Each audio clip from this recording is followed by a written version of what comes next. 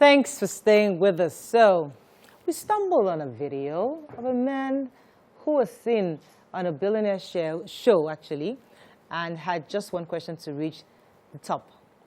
And he only had one question to answer. When is their wedding anniversary?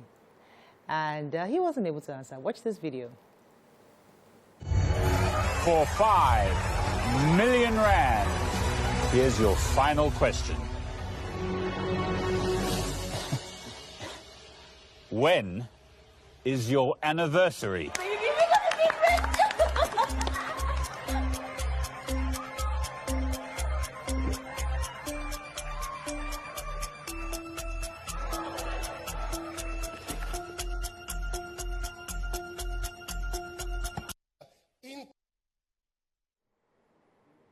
Right. So you can look at this from different ways. So the issue then is,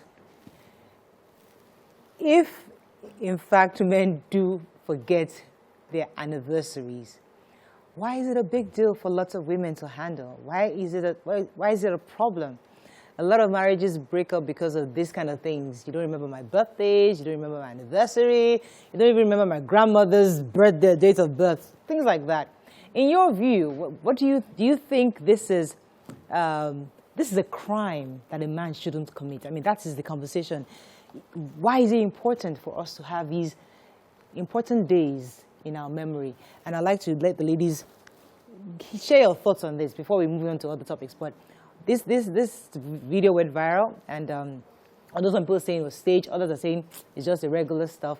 But regardless of if it was staged or not, the content is, do you think this is something worth destroying a family for because they don't remember certain birthdays? Let me start with BC. Okay, for me, I think it would be unfair to say it's just the men that don't remember, because I know that people are different. We have different personalities. Personality is not gender-based, so a man can choose to forget, or the man is not the type of person that remembers all those very special days. The woman can also be someone who doesn't remember those sort of, those special days. I remember when I started my relationship with my spouse, and naturally, I don't remember those special days. That's how I'm wired. I just feel, I know you, you know me, we're fine, we move.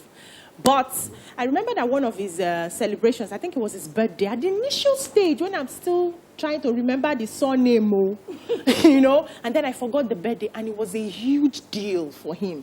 Like, you forgot. I could see the pain. You actually forgot. I had to tell myself, this sort of person, I need to make a deliberate effort to remember. So I started by writing down those dates in my calendar and setting up a reminder so that I don't forget, because I knew how important it was for him. So the thing is, I'm the one now who is a woman who would likely forget. In fact, I don't even remember my mom's birthday most of the time, But because I knew how important it was to him, I had to make that deliberate effort. So it's not like it's a bad thing to forget if it's your kind of person, but I think spouses should understand that if it's important to the other partner, let me take that extra effort to remember. If it's not important, I've seen partners that don't even remember both of them don't remember their wedding anniversary, they don't remember anything, and it's okay for them. But if you know that one partner is that way, I think it would be a good thing to try and make, move very close to, so that you don't keep breaking the heart of someone you say you love, It's paining me. Because for me, certain days that are so unique, I don't forget them. My wedding, my birthday, my spouse's birthday, and my kids. And suddenly now, my husband never really bothered. He didn't wear his wedding ring. He didn't do all those things. And he didn't count. So I don't accept you the way you are. Suddenly, we are 12 years and there's a 360. Now that I'm relaxed with those dates, Oga wants to decorate the thing. It was the 10th anniversary. I have to give you one landmark, something that you can't forget, and you must use it. So now I'm tied with a phone that I don't understand. I must use it because it was for my 10th. And now we are approaching 12. We have to spend big money. Investment. We want to do this. It's for you. You have to put it, and you have to wait. And I'm like, when did this happen? And he was saying, when did this happen? That was, I said a nasty thing.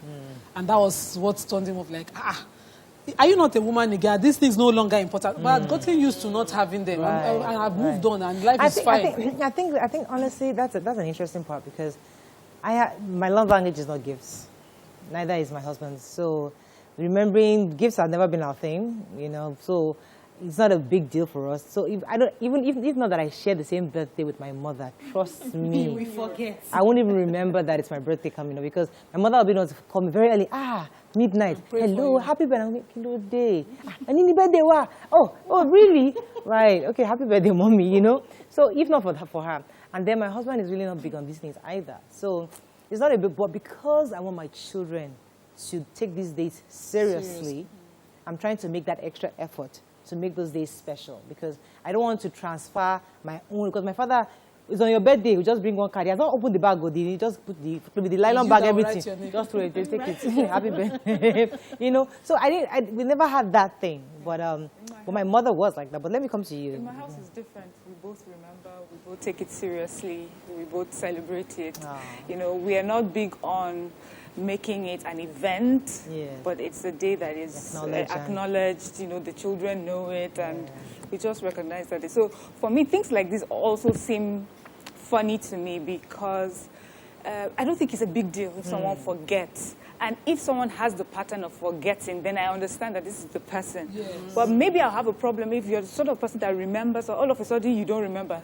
That would now ring a bell. I'm like, what is taking up your mind, you know, that this is the particular way that you're behaving, and all of a sudden you But it's one thing to forget on a regular day, but it's another thing to forget on the day you have to win 5 billion naira. when there's something at stake.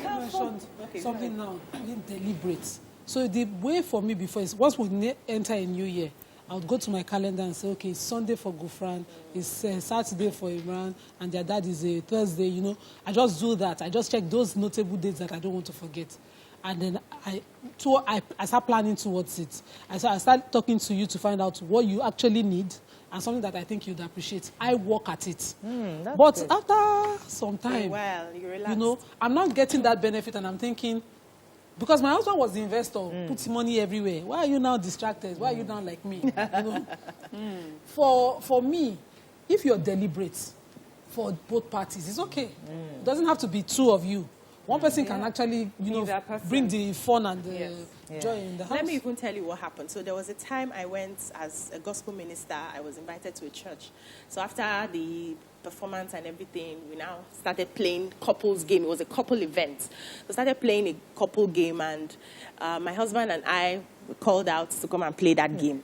So we now we're playing a game to like show that you really know your spouse.